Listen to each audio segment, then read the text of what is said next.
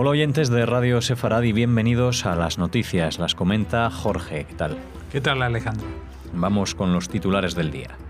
Irán está construyendo una base militar en Siria a unos 50 kilómetros de la frontera con Israel. Los ministros de Exteriores árabes se reunirán el próximo domingo para tratar las injerencias iraníes en la región. Detenido un alto comandante de Yihad Islámica ante la amenaza de atentado en venganza por los muertos del túnel. México ha decidido cambiar su patrón de voto en las Naciones Unidas respecto del conflicto entre Israel y los palestinos. Estos son los titulares del día. Volveremos después con la agenda cultural. Según fuentes de inteligencia occidental, Irán está construyendo una base militar en Siria, al sur de Damasco, y a unos 50 kilómetros de la frontera con Israel, en los altos del Golán. Las imágenes muestran 2 docenas de grandes edificios bajos, probablemente para alojar soldados y vehículos militares, a los que en los últimos meses se han agregado otras edificaciones adicionales. Israel ha advertido que la República Islámica está tratando de establecer una presencia permanente en Siria dentro del marco de sus esfuerzos estratégicos de controlar un corredor terrestre desde Irán hasta el mar Mediterráneo y de expandir su influencia en el Oriente Medio, lo que permitiría establecer una línea logística terrestre de suministros para el grupo terrorista libanés chií Hezbollah, que actualmente controla política y militarmente al Líbano. El primer ministro israelí, Netanyahu, puntualizó que su país está trabajando muy duro para establecer una alianza efectiva con los países sunitas modernos, dijo, para condenar y contrarrestar la agresión iraní. Sí, hoy hablaremos bastante de Irán. Antes de comentar esta noticia, nuestras condolencias a la gente que ha fallecido, que están heridos y que han sufrido desplazamientos por un terremoto en la frontera de Irán-Irak, en lo que es el Kurdistán no reconocido, del que hemos hablado en otras ocasiones. Irán está en los titulares y está cada vez más en los titulares que tienen que ver con la guerra civil en Siria, porque no solamente está ayudando y armando a uno de los ejércitos que están batallando allí, como es Hezbollah, sino que militarmente está tomando el control del país.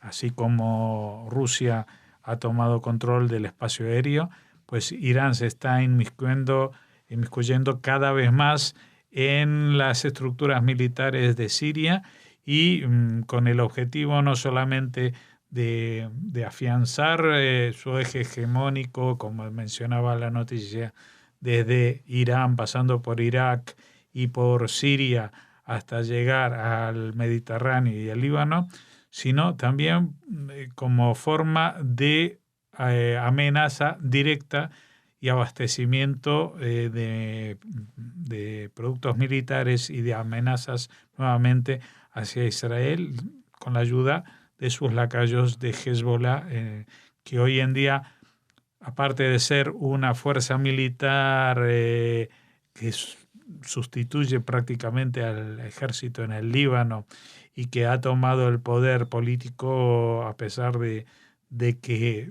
aparentemente hay un orden constitucional vigente, no solamente amenaza, como decimos, a través de Hezbollah, sino que se establece ahí para amenazar también bajo la propia bandera iraní, desde una distancia mucho más corta, pegada a la frontera. Estamos hablando de una instalación que está a escasos 50 kilómetros de la frontera con Israel, desde la cual, por supuesto, pues los lanzamientos de misiles, por ejemplo, tendrían un peligro mucho mayor que si se lanzasen desde territorio iraní, porque el tiempo que permanecerían en el aire serviría para alertar y a los sistemas antimisiles y neutralizarlos, pero desde las distancias cortas siempre es mucho más difícil el control.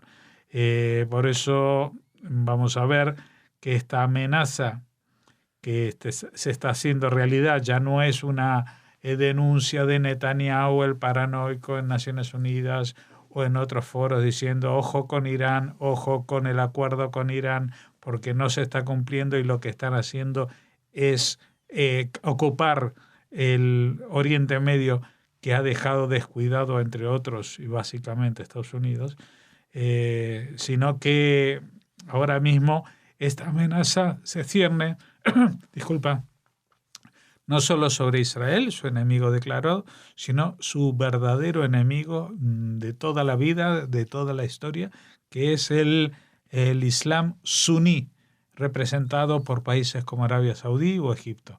Ellos son los que más tienen que perder porque quizás no tengan la estructura defensiva tan sólida que puede tener Israel. Y de eso habla la siguiente noticia. Los ministros de Exteriores árabes se reunirán el próximo domingo en la sede de la Liga Árabe en El Cairo para tratar las injerencias iraníes en la región. La reunión de urgencia ha sido convocada a petición de Arabia Saudita, que lidera el eje árabe suní opuesto a Teherán. La convocatoria tiene lugar en medio de una crisis regional desatada por la dimisión del primer ministro libanés, Saad Hariri, el pasado fin de semana desde Riad.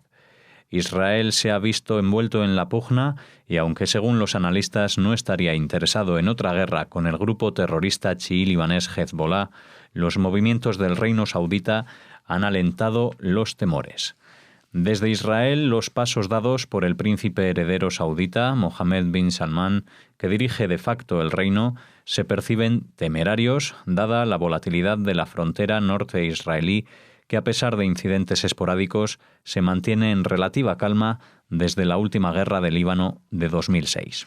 Bueno, aquí ya tenemos a todos los personajes o caracteres, como en una película, los protagonistas de esta historia, el famoso, ya en pocas semanas, príncipe saudita Mohammed bin Salman, que está arrastrando a la Liga Árabe hacia una confrontación casi frontal con Irán y que puede desatarse de forma, en general, como se dice en términos, digamos, de los analistas de defensa, una guerra proxy. Es decir, no una guerra entre Arabia Saudita e Irán, sino a través de terceros intermediarios, así como lo que pasa con Yemen y los hutíes, que es una minoría chiita respaldada por Irán, a la que ataca la coalición liderada por Arabia Saudita, y puede ser que estas provocaciones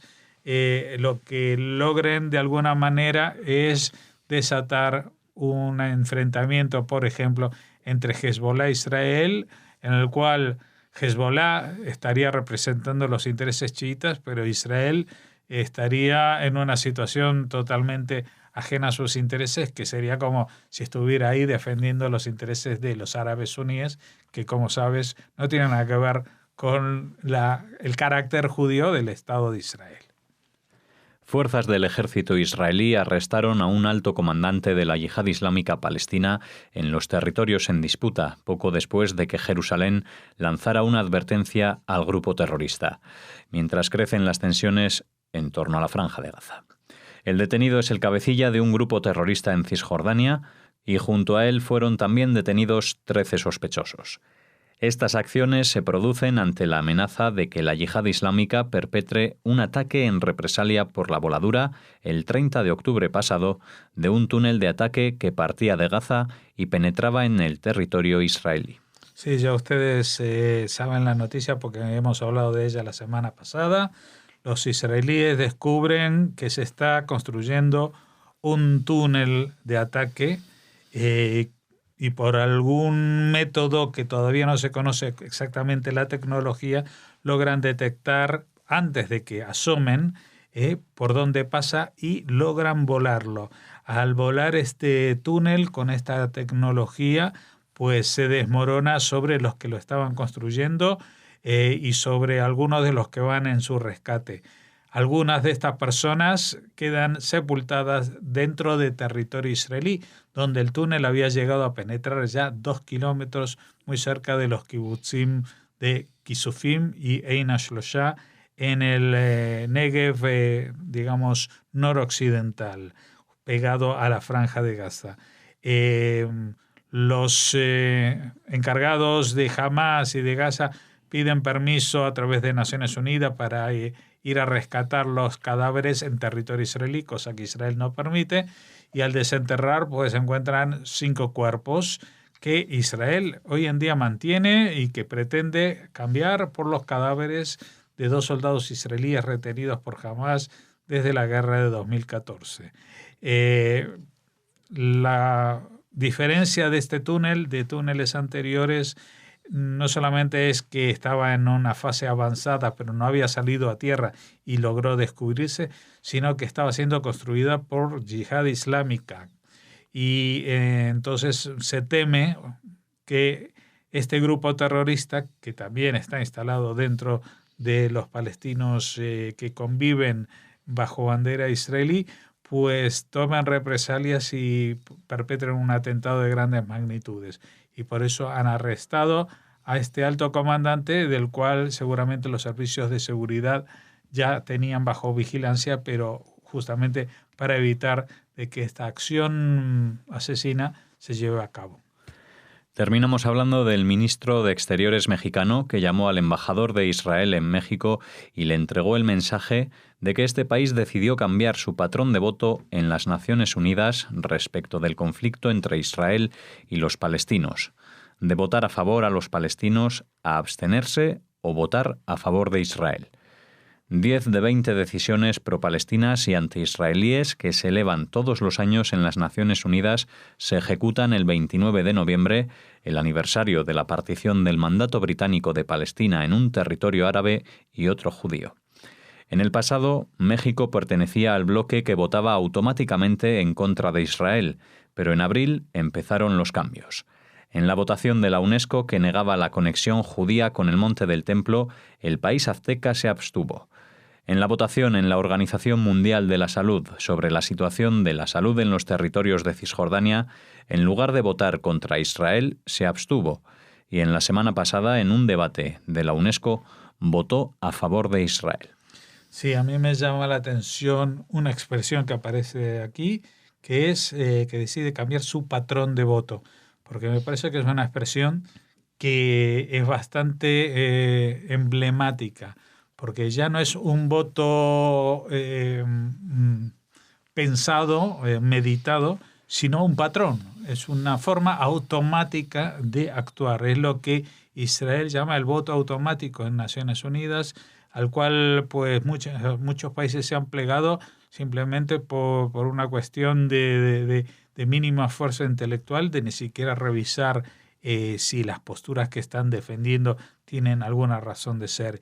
Me gustaría muchísimo que también España reconsiderase su patrón de voto o el patrón que le incita a llevar ese voto, porque ya hemos hablado en muchas ocasiones que España en general justifica sus votos contra Israel amparado en la mayoría de la Unión Europea.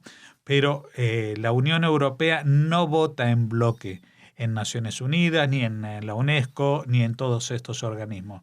Sí que lo puede hacer mayoritariamente, pero muchas veces, por ejemplo, Alemania o Chequia o Polonia o algún otro país se desmarca de esa política de condenación o de condena automática hacia Israel. O sea que otra postura es viable. Y también es viable otra postura que no sea hacer lo que hacen los franceses, porque no tengo idea de qué se está hablando.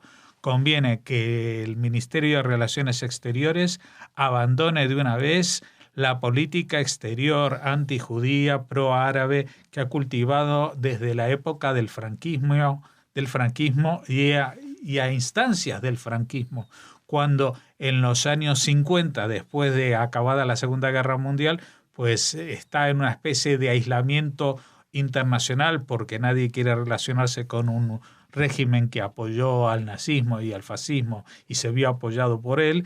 Pues el franquismo se inventa esta red de amistades con los países árabes, de los cuales pues históricamente había sido enemigo. O sea, de las pocas guerras que ha tenido España, afortunadamente, la mayoría han sido con países musulmanes, excepto la guerra de la independencia contra Francia. Así que la histórica amistad con el mundo árabe es una historia muy corta que nace justamente con el franquismo, y ahora 60, 70 años después de estos sucesos, es hora de que tanto los partidos de izquierda como los de derecha como los de centro que asuman el poder revisen su política exterior. Y sería el caso también de lo que pasaba también en México, muy acostumbrados a tener una política determinada por gobiernos anteriores e inamovible, porque nadie se había planteado de que no estaban obrando de la forma más correcta. Esta ha sido la primera parte de las noticias, la terminamos aquí, pero no acabamos con todo el bloque porque tenemos ahora la agenda cultural.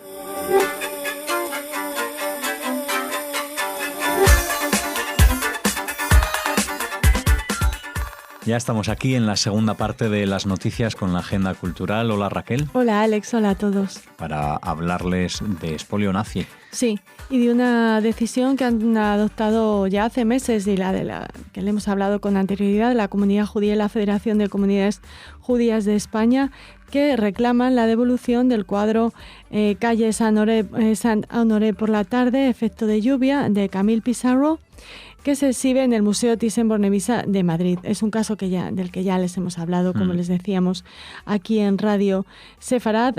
Las dos organizaciones judías, que en todo momento han evitado crear algo parecido a un conflicto diplomático, están personadas en un proceso judicial que se sigue en Estados Unidos y recientemente han expuesto en un escrito enviado al juzgado estadounidense su posición. ¿Por qué? Porque tanto el Museo Thyssen-Bornemisza como el Estado español, a través de su abogacía, aseguran que el cuadro fue adquirido por el barón Thyssen sin conocer, con buena intención, como dicen desde el museo, sin conocer su origen. Apoyan que el conflicto se detenga y que no sea devuelto a sus legítimos herederos. Y la Comunidad Judía de Madrid y la Federación de Comunidades Judías de España, manifiestan que el cuadro realmente fue expoliado por los nazis y que sería de ley, que sería de justicia que fuera devuelto a los herederos. Les contamos un poquito más, les ofrecemos más datos. El cuadro de Camille Pissarro, pintado en 1897, se expone en el Thyssen desde el año 1993. Está valorado en $30 millones. La obra era propiedad en la década de los años 30 del pasado siglo de Lili Casirer y su marido, quienes lo vendieron por $360 para conseguir un permiso para huir de la Alemania nazi y establecerse en Inglaterra.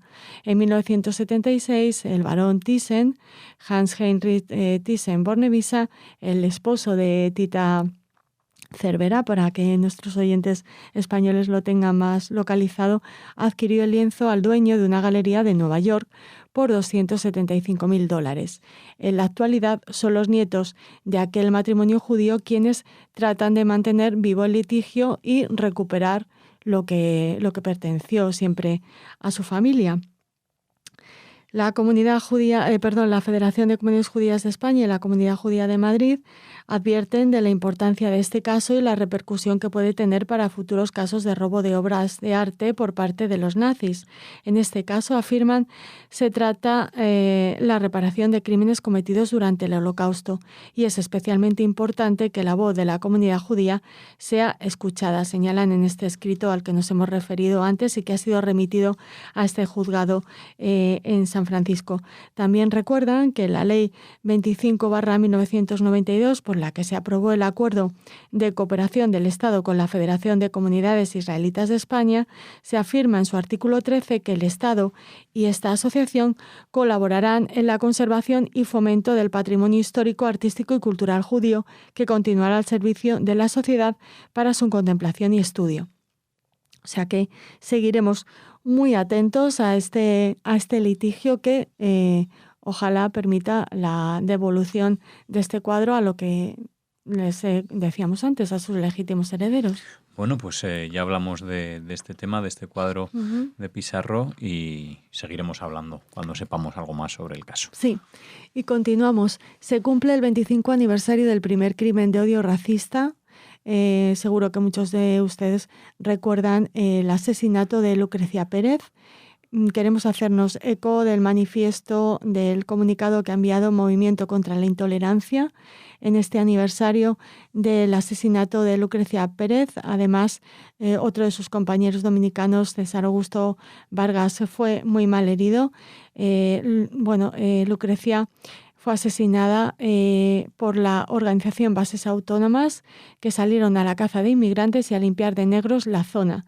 Queremos recordar a Lucrecia, dicen desde Movimiento contra la Intolerancia, y a los casi un centenar de fallecidos desde esa época hasta hoy por crímenes de odio.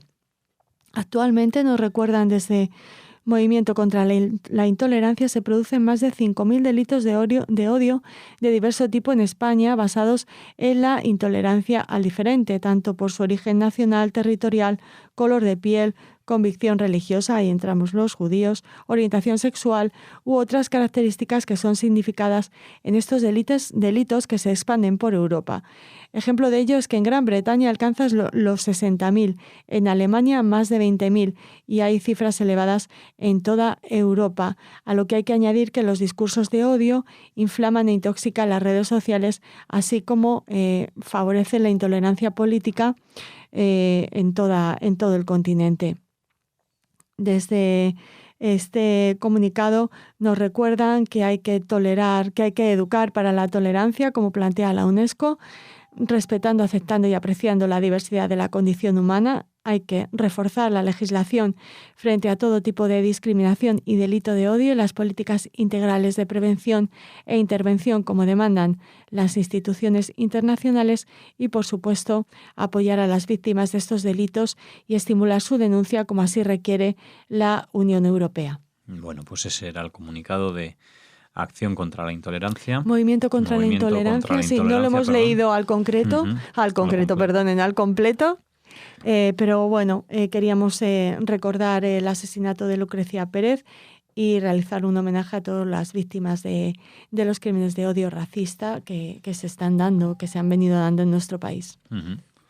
Pues continuamos ahora, Raquel. Continuamos y bueno, justo en este momento habrá afortunados que estén escuchando en directo Travesías, las canciones sefardíes de Liliana Benveniste. Nuestra querida Liliana, amiga de Radio Sefarad, en este momento está ofreciendo un concierto en el Centro Sefarad Israel. Uh-huh. Ofrece un espectáculo que recoge canciones de la tradición sefardí de varios estilos y lugares, junto con canciones contemporáneas en lengua judeo-española. Este espectáculo es fruto del trabajo de búsqueda y creación desarrollado por la propia Liliana. Es un viaje musical a través de la geografía que albergó al pueblo judío después de la expulsión de 1492. El concierto ha empezado a las 7 de la tarde. Queríamos recordarlo aquí en Radio Sefarad. Seguro que tenemos oportunidad de hablar con Liliana Benveniste de este nuevo espectáculo, este repertorio sefardí que incluye canciones de amor, relatos de historias, temas humorísticos y escenas del ámbito paralitúrgico. Bueno, pues esperemos que en estos momentos en los que nosotros emitimos se esté desarrollando muy bien este concierto. Y bueno, ya nos contará. Y que gire por España, ¿no? Que haya otras personas que también tengan la suerte de oírla. Bueno, pues con la suerte de tenerlos a ustedes aquí escuchándonos en Radio Sefarad, nos despedimos ya hasta mañana. Hasta mañana, gracias.